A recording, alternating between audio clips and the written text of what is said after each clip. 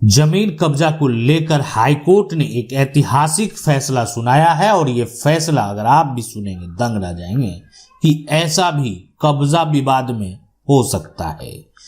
या आज बात करेंगे एक ऐसे फैसले की जहां पर जमीन है, जमीन के साथ साथ जमीन पर मकान भी बना हुआ है और जहां पर जमीन जो है कह सकते हैं जमीन का प्लॉट है, अब जमीन का कागजात भी है। ऐसी सिचुएशन में अब क्या होगा, तो इसको लेकर हाईकोर्ट ने ऐतिहासिक फैसला सुना दिया है। देखें, जो व्यक्ति है ये इनके पास ऐसा कंडीशन उत्पन्न होता है कि इनके पास जमीन का कागजात है, डॉक्यूमेंट है। अब ऐसी सिचुएशन में अगर इनके पास जमीन का केवाला है और इनकी जमीन को कोई जबरन अन्य व्यक्ति कब्जा कर लिया है तो क्या होता है। देखें, आप अगर किसी की जमीन को कब्जा करके रखे हुए हैं और कोई ऐसा व्यक्ति है जिसके पास जमीन का एक तो केवाला है और दूसरा उस केवाले का उन्होंने दाखिल खारिज भी करा लिया, ऐसी सिचुएशन में भी इनकी जमीन नहीं होगी अगर ये मामला कोर्ट में चला जाएगा। अब आप कहेंगे ऐसा कैसे हो सकता है, किसी भी व्यक्ति के पास जमीन का केवाला हो गया, जमीन वो खरीद लिया, दाखिल खारिज भी करा लिया, फिर भी उसकी जमीन नहीं होगी। क्यों नहीं होगी, ऐसा क्या हो गया।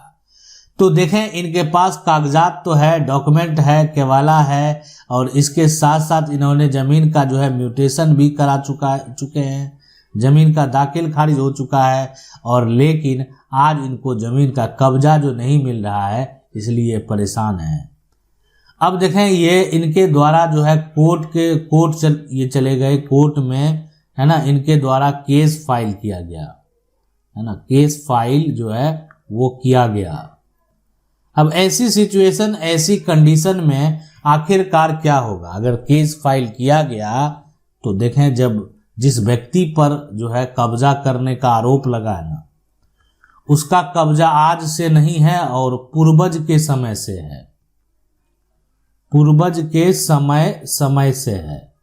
और यहां पर जो है अब है कि कोई कागजात तो घर में नहीं मिला, लेकिन जिस पर केस किया गया ना, जो व्यक्ति ये जमीन को कब्जा करके रखा हुआ है, आज जो एक तरह से उनके जनरेशन है, जो उत्तराधिकारी हैं, उनको सिर्फ इतना पता है कि इनके दादा जमीन खरीदे थे, दादा जमीन यहाँ पर खरीदे थे।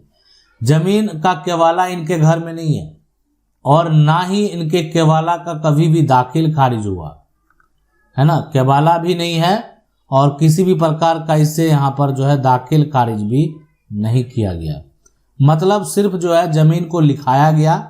हो सकता है कागजात होगा, कहीं गुम हो गया होगा, कहीं खो गया होगा, देखें कुछ भी हो सकता है, कागजात मान लेते हैं कहीं चला गया।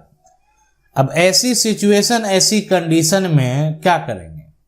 अब यहाँ पर बड़ा सवाल है। अब ये देखें कि ये जो आदमी आप देख रहे हैं ना, जिससे ये जमीन को खरीदे हैं, उसके विक्रेता का जो अगर देखा जाए, विक्रेता का जो है नया खतियान दर्ज है और उसके विक्रेता का पुराना खतियान भी दर्ज है, अब आप कहेंगे विक्रेता का नया खतियान दर्ज है, विक्रेता का पुराना खतियान दर्ज है।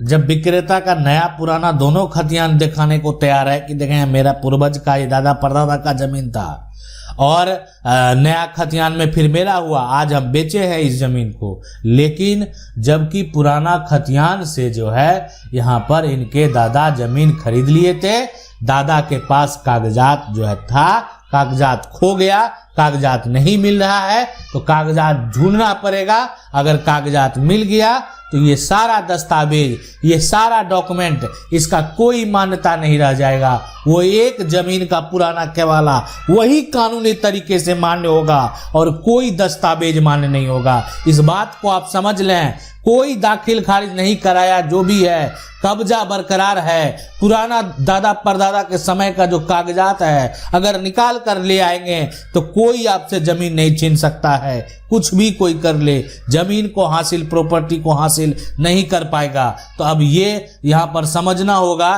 कि आखिर ऐसी सिचुएशन में क्या करें। तो सबसे पहले जो अभी आसपास के लोग हैं, एक तरह से हो सकता है आपके दादा के उम्र के आसपास के होंगे, जिनको पता होगा कि जमीन का केवाला हुआ, उनसे पता करें जमीन का किस साल हुआ था, ये कब हुआ, ये समय पता अगर चल गया आपको, तो उससे क्या होगा कि आप आसानी से उसको जो निबंधन कार्यालय है, यानी जिला निबंधन कार्यालय जो है ना, वहां पर जाकर आप क्या कर सकते हैं, उसका नकल निकाल सकते हैं। ये आप आसानी से कर पाएंगे, नकल को प्राप्त कर पाएंगे। अब आप समझ लें इसको इस प्रकार से, एक बार अगर कागजात आ गया तो टेंशन लेने की जरूरत नहीं है, घबराने की जरूरत नहीं है। यानी कोई भी कोर्ट हो, फैसला उसी के पक्ष में देगा जिसके पास जमीन का पुराना कागजात है, पुराना डॉक्यूमेंट है, और साथ में पुराना कागजात ही नहीं है, कब्जा भी बरकरार है, यानी पुराना डॉक्यूमेंट भी है और कब्जा भी है। तो ऐसी सिचुएशन में उसके पक्ष में फैसला होगा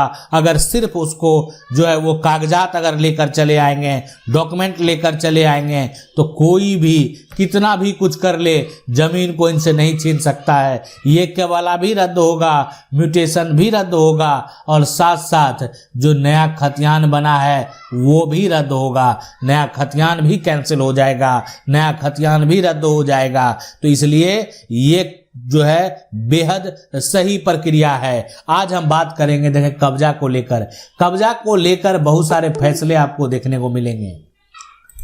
कब्जा के आधार पर देखें, ऐसे भी कब्जा जब जिसका रहता है, कब्जा के आधार पर मालिक होने का भी बहुत सारे लोग दावा कर देते हैं, यानी कब्जा है तो मेरा मालिकाना हक है। और यहाँ पर देखें पोजीशन जो है, आज कुछ भी हो जाए पोजीशन मायने रखता है। कभी भी अपना अगर आप कब्जा आपके हाथों से चला जाएगा, मान लेते हैं को आप सरकारी जमीन का उपयोग कर रहे हैं और सरकारी जमीन का अगर कब्जा आपके हाथों से चला गया, कोई दूसरा आप जमीन पर कब्जा कर लिया, तो फिर तो उसका हो जाएगा। अब यहाँ पर जांच में ये बात स्पष्ट होगा कि नहीं पहले आपका था, तभी जो एक तरह से अधिकारी है उनके द्वारा आपको दिलाया जाएगा। या आपके पास भी कोई साक्ष्य नहीं है, कोई प्रूफ नहीं है, कोई कागजात नहीं है। आज हम बात करेंगे हाईकोर्ट का जो ये फैसला है, ये है पटना, यहाँ पर पटना हाईकोर्ट का फैसला, यानी पटना उच्च न्यायालय का फैसला।